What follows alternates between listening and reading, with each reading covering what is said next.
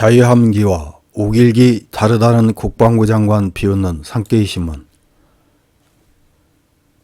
윤 프레지던트 일방적 구애에 한껏 우쭐해진 일본은 우리나라에 의한 일본 자위대 관련 반일 폭거로 세 가지를 들고 있습니다. 그것은 한국 해군 구축함에 의한 해상 자위대 초계기에 대한 레이더 조사 사건, 지소미아 파기 결정, 자위대기에 대한 모욕입니다.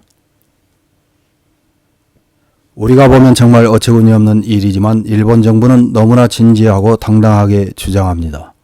한편 지난 10월 말경 우리 사회에서는 11월 6일 일본에서 열린 일본 해상자위대 창설 70주년 국제 관함식 참석과 이에 따른 오길기를 향한 경내 문제로 논란이 증폭됐습니다.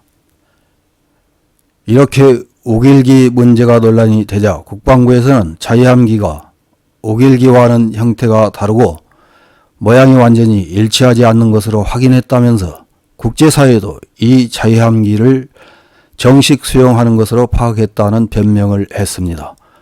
우리 정부 이런 애절한 변명에도 불구하고 일본 언론에서는 관함식 참석과 오길기 변명을 조롱하는 보도를 했습니다. 11월 2일자 산케이신문의 보도를 보면 자민당 내 보수계 그룹 일본의 전원과 국익을 지키는 모임이 11월 1일 국회에서 총회를 열고 한국 함선이 관함식에 참석하는 것에 대한 긴급성명을 발표했다고 합니다. 2018년 12월의 자위대 초계기에 대한 레이더 조사 문제를 해결하지 않고 초청하면 일본은 무엇을 해도 불문에 붙이는 나라라는 인상을 국제사회에 심어주게 된다며 이를 비난하고 경계감시에 전력을 다할 뿐만 아니라 단호한 제의 발동을 고려해야 한다고 호소했다는 것입니다. 11월 12일자 산케이신문에서는 이종섭 국방부 장관이 국회에서 관함식에 내걸리는 자유함기와 오길기는 다르다고 설명한 것을 조롱하는 보도를 했습니다. 기사 내용을 보면 자유함기는 한가운데 원의 위치가 약간 기울어져 있다는 것이 이 씨의 주장이지만 1954년 제정된 자위대법 시행령에 자유함기에는 오길 의장을 사용하는 것이 규정되어 있어 오길기의 일종임에 틀림없다.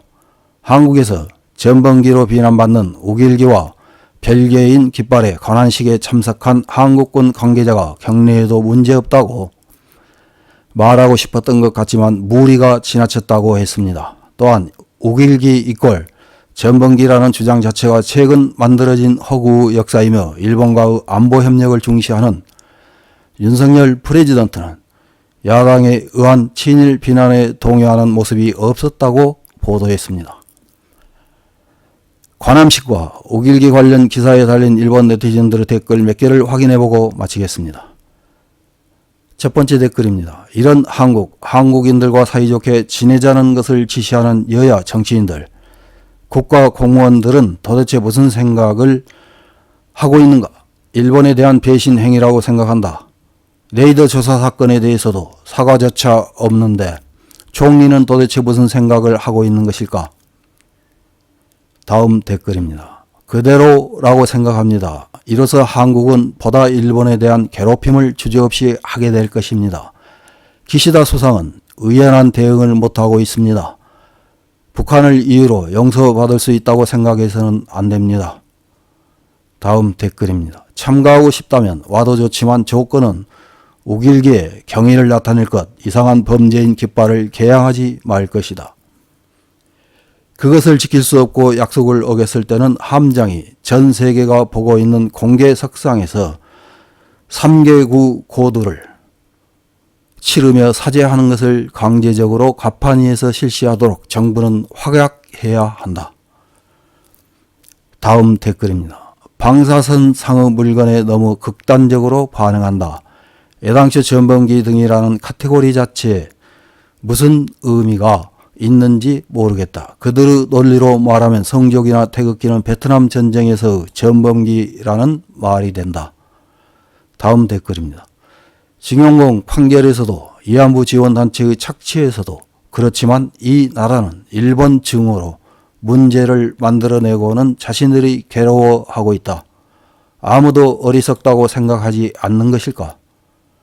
다음 댓글입니다. 한국 미디어나 정치인은 보수와 진보를 막론하고 전범국, 전범기, 전범기업이라는 말을 사용한다. 그들은 일본 이외의 국가에 대해서 이런 표현을 사용하는 일은 별로 없다. 거기에는 무조건 일본이 나쁘다는 역사인식이 존재한다. 이것이 현재 한국 사회에 레이시즘을 만연시키고 있다. 이상입니다.